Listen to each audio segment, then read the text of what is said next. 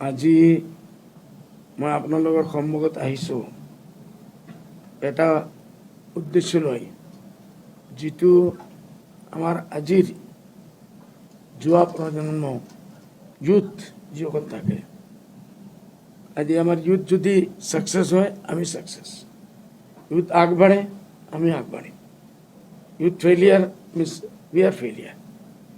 এইটোৰ কাৰণে আজি মেট্ৰিকৰ ৰিজাল্ট আহিছে, ওভাৰঅল যি আমাৰ ল'ৰা ছোৱালীবিলাক পাছ হৈছে, ডিষ্টিংশ্যন মাৰ্কছ আনিছে, ষ্টাৰ মাৰ্কছ আনিছে, মই আন্তৰিক মোৰ আজমল ফাউণ্ডেশ্যনৰ পৰা, মোৰ আজমল ফেমিলিৰ পৰা আৰু মই আজমল ছুপাৰ বডিৰ পৰা এক ছাত্ৰ ছাত্ৰীক মই ধন্যবাদ দি আছোঁ, আৰু দিবই লাগিব।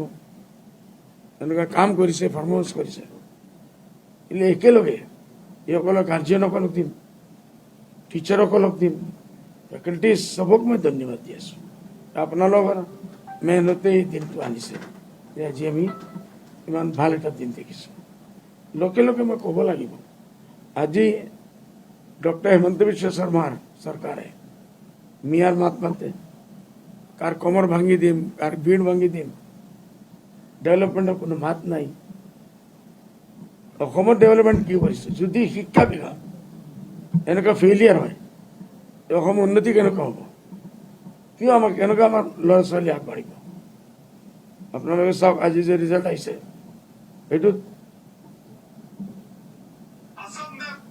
টোটাল ষ্টুডেণ্ট পাছ হৈছে আমাৰ 100% মতলব 98%, গভৰ্ণমেণ্টৰ হৈছে 66%। পাই গভৰ্ণমেণ্টে ধৰ্মা নিদিয়ে নেকি? গভৰ্ণমেণ্টৰ মিনিষ্ট্ৰী নাই নেকি? এডুকেশ্যন মিনিষ্ট্ৰী কি কৰি আছে? 5 বছৰৰ পৰা মাত্ৰ এজনী এডুকেশ্যন মিনিষ্টাৰ আছে, বহি আছে। এনেকৈ আমি আগবাঢ়িম নেকি? আজি আপোনালোকে চাওক, একেলগে যি ষ্টেটবিলাক আমাৰ হৈছে, মহাৰাষ্ট্ৰত হৈছে, হায়দৰাবাদ হৈছে, নাছিক হৈছে, বেংগলোৰ হৈছে, এইসকল ষ্টেটৰ এই ষ্টেটবিলাক ষ্টেণ্ডাৰ্ড অফ এডুকেশ্যন আমাৰ পৰা বহুত বেছি হৈছে। এইসকলৰ ল'ৰা ছোৱালীসকল ITত গৈ আছে, বেংগলোৰ পৰা ছিংগাপুৰ গৈ আছে, এডুকেশ্যনৰ কাৰণে জাৰ্মানী, লণ্ডন গৈ আছে। আমাৰ ল'ৰা ছোৱালীবিলাক ক'ত যাব? এই নম্বৰ লৈতো যাবই নোৱাৰিব।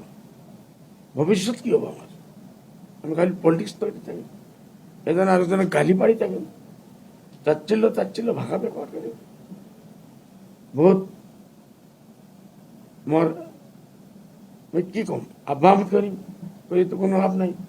ডক্টৰ হিমন্ত বিশ্ব শৰ্মা এইটো ক'ব, আকৌ কৰিব মিয়া এটা মাত মাতিছে, মিয়াৰ মই কমৰ ভাঙি দিম। আমাৰ কমৰ ভাঙক, পहिले এডুকেশ্যনটো আপুনি লাইনটো ঠিক কৰক। শিক্ষা যদি আপোনালোকে নোৱাৰে, ভাল কৰিব নোৱাৰে, আমাৰ হাতত দিয়ক, আমি দেখাই দিম ইনশাআল্লাহ শিক্ষাৰ মানদণ্ড কেনেকুৱা বঢ়াব লাগে। আৰু দেখো আপুনি টোটাল ডিস্টিংশন নাম্বার 16.42 স্টেট আর গভর্নমেন্টের 09। লজ্জা লজ্জা লজ্জা, সেম সেম সেম। এই রিজাল্টের পরে গভর্নমেন্টে এতিয়া বেশি থেকে বেশি কেউ করব? ডক্টর হেমন্ত বিশ্ব শর্মা তেখেতৰ যদি ৰাজ আহে, যিটো আমি দেখি আছো তেখেতৰ চৰকাৰ নাহিব, অপজিশ্যনৰ চৰকাৰ হ'ব।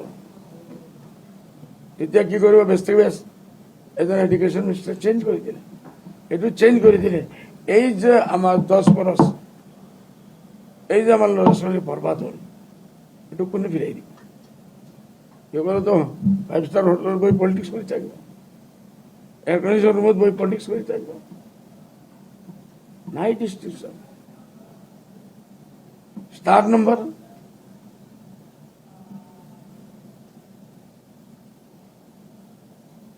কোনটা? 31.19, এটা আজমল 31.9, আর গভর্নমেন্ট মিলিয়ন হোম গভর্নমেন্টে 3.18। লজ্জা লাগিব লাগে, ডিপার্টমেন্টক লজ্জা লাগিব লাগে, এডুকেশন মিনিস্টার লজ্জা লাগিব লাগে, doctor Himanta Biswa Sarma as a chief minister তেখেতক লজ্জা লাগিব লাগে। রাইট দিন পলিটিক্স কৰি আছে, আৰ এই যে ল'ৰা ছোৱালীৰ লাইফটো বৰবাদ হৈ আছে, লাইফটো বৰবাদ হৈ আছে। যদি নোৱাৰে গভর্নমেন্টে প্রাইভেট ইনস্টিটিউট মাতক, বিভিন্ন জায়গাত PPP মডেল চলি আছে, কামিয়াব হৈ আছে, আপুনিয়ে দিয়ক। তাৰপিছত ফাৰ্ষ্ট ডিভিজন আমাৰ আজমলত 70.6 ফাৰ্ষ্ট ডিভিজন, আৰু গভৰ্ণমেণ্ট হৈছে কিমান 19.20%, 50% ডিফাৰেঞ্চ। এই ল'ৰা ছোৱালীবিলাক কেনেকুৱা বাহিৰত যাব, কেনেকুৱা হায়াৰ ছেকেণ্ডেৰী বাহিৰত কৰিব, শিক্ষা লাভ কৰিব। কিন্তু ইয়াতেই এই ল'ৰা ছোৱালীক আমি কোমৰ ভাঙি আছো। আপুনি কোমৰ ভাঙাত মুছলমানৰ মিয়াৰ কোমৰ ভাঙা ব্যস্ত, আৰু আপোনাৰ নিজৰ ষ্টেটৰ ল'ৰা ছোৱালী কোমৰ আপুনি ভাঙি আছে ইন এডুকেশ্যন। মই এটাই কৰোঁ যে আপুনি পলিটিক্সৰ কৰাতে অলপ চিন্তা কৰক, পলিটিক্সত চিৰিয়াছ হওক। খালি পলিটিকেল প্ৰগ্ৰামত গৈ ডান্স কৰিলে তো নহ'ব না, কৰক। এইটো আপোনাৰ লাভ, এইটো আপোনাৰ ৰুচি, ইণ্টাৰেষ্ট, আপোনাৰ ডান্স কৰে কৰক, আমাৰ একো ক'ব লগা নাই। আৰু বেছি কৰিব কেলে আজি ৰিজাল্ট আহিছে মাত্ৰ, মেট্ৰিকৰ আমি চুপ বহিব নোৱাৰোঁ। মই এজন দায়িত্বশীল ব্যক্তি হিচাপে মই কৈ আছোঁ, আৰু বেছি ক'ব লগা নাই।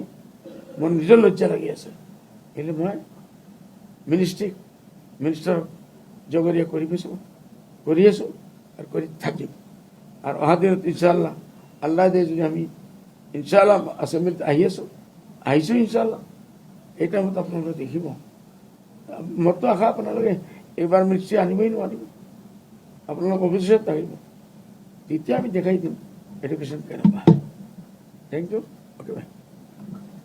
কি বুলি ভাবে যে চৰকাৰী যিটো এডুকেশ্যন শিক্ষা আছে এইটো কিয় তলফালে নামি গৈ আছে, কি বুলি ভাবে?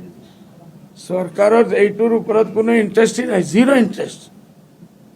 নিজৰ পলিটিক্স লৈ ঘূৰি আছে, কাক মাৰিব লাগে, কাক দাবা দিব লাগে, কাক কাটিব লাগে, মুছলমানক মিয়া ক'ব লাগে, বেইজ্জত কৰিব লাগে, তাচ্ছিল্য কৰিব লাগে, সেইটো লৈ কৰিছে। ডেভেলপমেণ্টৰ কোনো লাইন নাই। আদাৰ দেন এডুকেশ্যন আপুনি ডেভেলপমেণ্ট কেনেকুৱা কৰিব? ডেভেলপমেণ্টৰ নম্বৰ 1 ফৰ্মুলা যি হয় education, education, education, education and education. Year zero'. এইটো বড় দুঃখৰ কথা। পলিটিক্স কৰক, কিন্তু আমাৰ নজোৱান প্ৰজন্মক লাইফটো বৰবাদ নকৰক, এইটো আপোনাৰ হক নাই। জি বলো।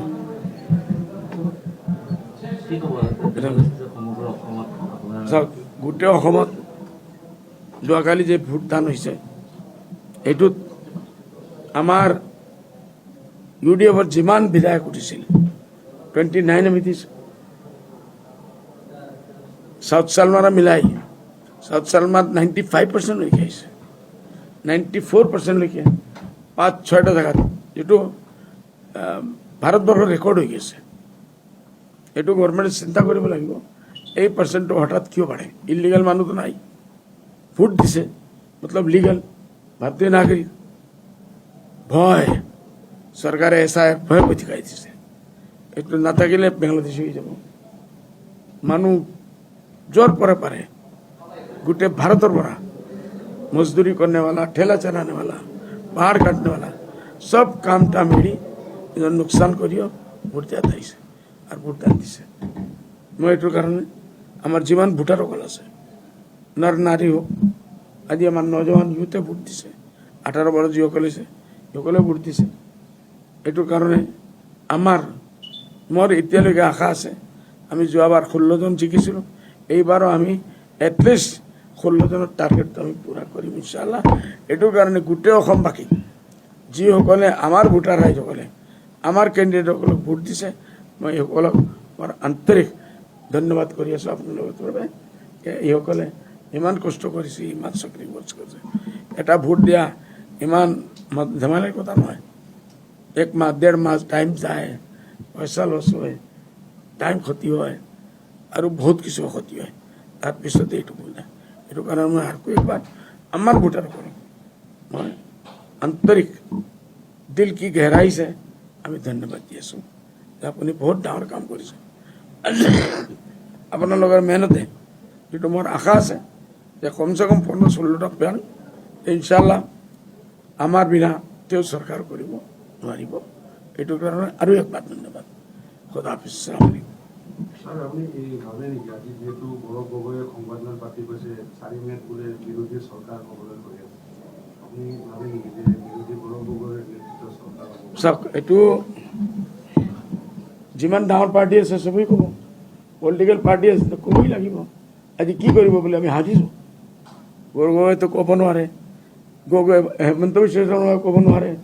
এইটোৱে ক'ব লাগিব, পলিটিকেল ষ্টেণ্ড এইটোৱে ষ্টেটমেণ্ট যে আমি জিকি আছোঁ, আমাৰ চৰকাৰ আহিছে। আমি 10-15 চিট আলা আমি এইটো ক'ব নোৱাৰোঁ। আমি যি পাৰ্টি যি গঠবন্ধন সেকুলাৰ থাকিব, বিজেপিৰ আমি দিব নোৱাৰোঁ সাপোর্ট, আইডিওলজিক্যাল ডিফারেন্স। আমার যে কোনো পার্টি আদার দেন বিজেপি যদি গঠবন্ধন সরকার হওয়ার আশা থাকে, আমার 100% সাপোর্ট থাকিব। আর এই সরকারত আমি থাকার কারণে চেষ্টা করব। বিরোধীয়ে দেখে যে মানে যেতিয়া নির্বাচন হাৰি যায় তেতিয়া ভোট চুৰিৰ কথাটো উত্থাপন কৰে, আপুনি ভাবেনে এইবাৰ অসমত এনেধৰণৰ ঘটনা হয়তো ঘটিব পাৰে? সব বিৰোধী হিচাপে আমি য'ত 94% ভোট পাইছোঁ, আৰু কি ক'ম বোলে 100% দিব লাগিব, এইটো আমিতো ক'ব নোৱাৰোঁ। এটলিষ্ট আমাৰ হিচাপে ফ্ৰী এণ্ড ফেয়াৰ ইলেকশ্যন হৈছে। ৰিজাল্ট হোৱাৰ পিছত যদি এনেকুৱা কিছু ওলায়, সেই টাইমত কি ৰিয়েকশ্যন আছে আমি দিম। যদি আমাৰ ইয়াত কোনো জেগাত চুৰি হৈছে, মই ক'ম, ৰিয়েকশ্যন দিম, ষ্ট্ৰং ৰিয়েকশ্যন দিম। এতিয়ালৈকে এইবুলি মানে তেনেকুৱা কোনো ধৰণৰ ঘটনা হোৱা নাই আৰু চুৰি? মোৰ জানামতো এতিয়ালৈকে কোনো কমপ্লেইন অহা নাই। দুই এক জেগাত ছোট মোটো হৈছে, সৰু সৰু ইলেকশ্যন কমিশ্যনে এইটো কণ্ট্ৰল কৰিব পাৰিছে। কালিৰ পৰা এটা বস্তু বিষয় চৰ্চা লাভ কৰিছে যে বাহিৰৰ কিছুমান ভোটাৰে আহি পেলাই ভোট দিয়াৰ চেষ্টা কৰিছে। বিশেষকৈ মীৰা বৰঠাকুৰে এগৰাকী মানুহ, বিহাৰৰ মানুহ বুলি পেলাই হেৰি কৰিছে, বঙাইগাঁৱতো অনুৰোধ ঘটনা ঘটিছে। আপুনি ভাবে চলো, এইটো আমাৰ মহাৰাষ্ট্ৰত হৈছে, হাৰিয়ানাত হৈছে, সব বিৰোধীয়ে চিঞৰিছে যে ট্ৰেইন ভৰি ভৰি 1.5-2 মাহ আগৰ পৰা কিছু বিজেপিৰ ৱৰ্কাৰ আনি নামাৰিছে। খোলা খুলি ক'ব লাগিব। যদি কেউ কৈছে মীৰা ঠাকুৰে, খোলা খুলি কোৱা নাই, ক'ব লাগে। কিয় ভয় খাই দিছে? ধৰি দিছে না, ঠিক আছে, খোলা খুলি যে গাড়ী ট্ৰেইন ভৰি ভৰি, বাছ ভৰি ভৰি। আজি আপুনি কালি দিছে পুলিং ষ্টেচনৰ বাহিৰত যিমান গাড়ী আছে বিহাৰৰ গাড়ী, ভাই আমাৰ গাড়ী নাই। এইটোৰ মতলব হ'ল নকলি ভোটাৰ। কিন্তু আজিকালি এই চৰকাৰেই আনিছে, আৰু এই দিনৰ পৰা চৰকাৰ বিজেপি জিকি আছে যে 15 দিন 20 দিন কি এটা টাইম দিছে। যদি কোনো এজন মানুহ ষ্টেটত আহি ৰৈ পায়, তাৰ খালি ভোটাৰ কাৰ্ডৰ ওপৰত ভোট দি দিব পাৰে। আৰু আমাৰ ইয়াত কিমান আছে, হাজাৰো ডিষ্ট্ৰিক্ট আছে, এইটো নাই। মতলব বিজেপিয়ে নিজৰ ভোটটো বঢ়োৱাৰ কাৰণে য'ত য'ত বিজেপি লাগিছে আমি হাৰিম, তত তত এই মানুহবিলাকক লগাই দিছে। আৰু এই ফলছ ভোটিংটো বিজেপিয়ে কৰি আছে। কংগ্ৰেছৰ নিচিনা পাৰ্টি কোৰ্টত নাই, সুপ্ৰিম কোৰ্টত গৈ এইটো চেলেঞ্জ কৰিব লাগে। আমি সকলোৰে লগত থাকিম। অসমত ফলছ ভোটিং হৈছে বুলি ভাবে? হ'বই, নিশ্চয় হ'ব। কিয় আনিছে এই মানুহবিলাক? ইহঁততো বিহাৰৰ ভোটাৰ, আমাৰ ভোটাৰ নহয়। মহাৰাষ্ট্ৰত এটা বিল্ডিঙৰ capacity 3,400, because I belong to Maharashtra. ইলেকশ্যনত কি পোৱা গৈছে? 300-350 বিল্ডিঙৰ কেপাচিটি, এক বিল্ডিঙৰ ৰেট হৈছে 3,500 মানুহে ভোট ঢালিছে। এই বাকী 3,500 পৰা এইচব আহিছে যে বিহাৰৰ পৰা গাড়ী ভৰি ভৰি নামাই দিছে। বুজি পাইছে? ডাউট আছে, 100% ডাউট আছে। অন্তিমটো প্ৰশ্ন, এতিয়া এই নিৰ্বাচন হোৱাৰ পিছত দেখা গৈছে প্ৰতিদিনৰ যি লখিমপুৰৰ যিটো কাৰ্যালয় আছে তাত আক্ৰমণ চলিছে। তাৰপিছত আজি দেখিছোঁ ডিব্ৰুগড়ত লুৰিণজ্যোতিৰ বাসগৃহত আৰক্ষীৰ অভিযান চলিছে। কিবা ক'ব নেকি? ৰাতি পংকজ চৌধুৰীৰ ঘৰতো পুলিচ গৈছে। গুৱাহাটীত যিগৰাকী প্ৰাৰ্থী আছিলে পংকজ চৌধুৰী, কোন পাৰ্টি? লুৰিণজ্যোতি পাৰ্টি, তেওঁৰ ঘৰতো পুলিচ গৈ লুৰিণজ্যোতিয়ে ইমান পাপ কৰি ৰাখিছে আগৰ পৰা, আমাৰ মুছলমানৰ দিল জ্বালাই ৰাখিছে। NRCৰ মামলাত কি কি কৰিলে কৰা নাই। আমাৰ যমুনানগৰ বীণা গান্ধীৰ কেণ্ডিডেট এইটো ইছ্যুৰ বুলি হাৰিব। এই লুৰিণজ্যোতি টিকেট আনিছে। লুৰিণজ্যোতি বিজেপিৰ আনিলেও কিছুমানে বৰদাস্ত কৰিলে হয়, ডাইৰেক্ট হেমন্ত বিশ্ব শৰ্মাৰ টিকেট আনিলেও মানুহে মানি ল'লে হয়। বুজিলে? লুৰিণজ্যোতিক নামানে। আজি মুছলমান হৈ লুৰিণজ্যোতিৰ এজেণ্ট হৈ আমাৰ 92% আমাৰ য'ত মুছলিম আছে, এইটো আনিব নালাগিছে। কিয় কাৰণে মুছলমান বুজিছে, ভাবিছে বুড়বক মানুহবিলাকৰ আজিকালি বুজাই নহয়।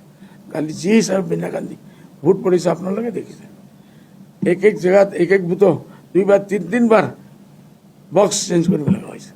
ইমান ভোট দিছে মানুহে দুৰ্নীতিৰ বিৰুদ্ধে, ইমান ভোট দিছে। আপোনাৰ নহয় আজি পুলিচ দিছে যে প্ৰশাসনে পুলিচ পঠাইছে তেওঁলোকৰ ঘৰত চাৰ্জ কৰিবৰ কাৰণে। এইটো চাওক, এইটো যি পাৰ্টিৰ লগত হৈছে সকলো কেছ কৰিব, FIR কৰিব। আমাৰ ইয়াতো হোৱা নাই না, আমি প্ৰটেষ্ট কৰিছোঁ, ঘোৰ বিৰোধিতা কৰিছোঁ। যদি এনেকুৱা হৈছে বেয়া হৈছে, আৰু এইটো বন্ধ হৈছে। আৰু ছেকেণ্ড কথাটো হৈছে যে কালি হিমন্তই প্ৰতিদিন পেপাৰৰ গোষ্ঠীৰ বিৰুদ্ধে মন্তব্য দিছিল যে এইবাৰ চাই ল'ম বুলি, কিন্তু কালি ৰাতিয়ে প্ৰতিদিনৰ অফিচ ভঙা হৈছে লখিমপুৰত। চাব, এইসব political stand doctor Himanta Biswa Sarma ছাহেব এজন ডাঙৰ তাকাতৰ মানুহ। এতিয়া হেমন্তৰ মানুহে কৰিছে না কংগ্ৰেছৰ মানুহে কৰাইছে, এইটো কোনে বুজি পাব? এইটো পলিটিক্স, যি কিছু হ'ব। সংবাদ মাধ্যমৰ ওপৰত যেনেকৈ আক্ৰমণ ধাৰাবাহিক, এইটো নিন্দনীয়, এইটো ঘোৰ বিৰোধিতা কৰিব লাগে, একদমেই কণ্ডম কৰিব লাগে। কোনো এজন সাংবাদিকৰ ওপৰত, এইটো বহুত ডাঙৰ কথা, প্ৰতিদিন এজন সাংবাদিকৰ ওপৰত যদি জাৰ্নেলিষ্টৰ ওপৰত কেউ হাত উঠায়, আমি গোটেই অসমে মিলি এইটো প্ৰতিবাদ কৰিব লাগে। আপুনি যদি এইবাৰ চৰকাৰত যদি থাকে, সাংবাদিকৰ নিৰাপত্তাৰ ক্ষেত্ৰৰ কাৰণে কিবা আপোনালোকৰ দাবী থাকিব? যদি আমাৰ পাৰ্টি আহে আপোনালোকে দাবী দিব, আমি ফাইট কৰিম আপোনালোকৰ ইনশাআল্লাহ। হয় নট এডুকেশ্যনৰ কাৰণে কৰিম আৰু ওভাৰঅল ডেভেলপমেণ্ট কাৰণে আমি কৰিম। Thank you. অ'কে ভাই।